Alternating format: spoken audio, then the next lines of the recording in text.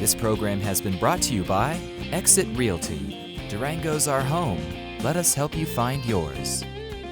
Planting fruit trees in neat, tidy rows may be the traditional method of growing an orchard, but neat monoculture orchards are more susceptible to disease, pests, and ultimately crop failure. That's what happened to the Fort Lewis College Environmental Center's campus orchard when, 2 years ago, an army of voles destroyed more than 60% of its fruit trees. Now, the center hopes to learn from that experience by planting a food forest in its place.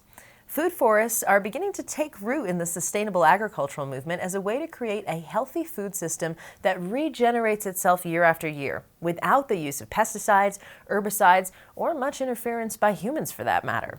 They're called food forests because they mimic a natural forest, a semi-chaotic ecosystem that supports itself.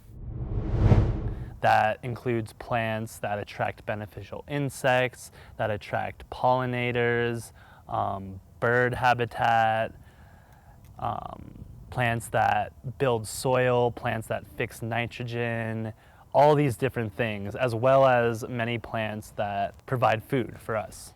Environmental Center Director Rachel Landis says the food forest will reduce the college's carbon footprint and also will serve as a living classroom for a number of disciplines. One of the really exciting things for us out here in the orchard is we've partnered with a number of academic departments.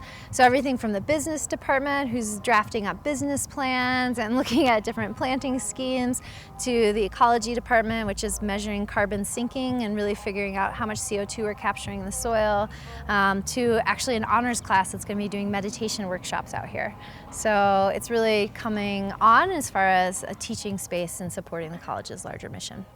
As the weather turns warmer, FLC students will begin tilling soil and planting ground cover, new fruit trees, raspberry bushes, a variety of deep-rooted vegetables to keep the soil loosened, and more non-traditional food plants like clover and amaranth.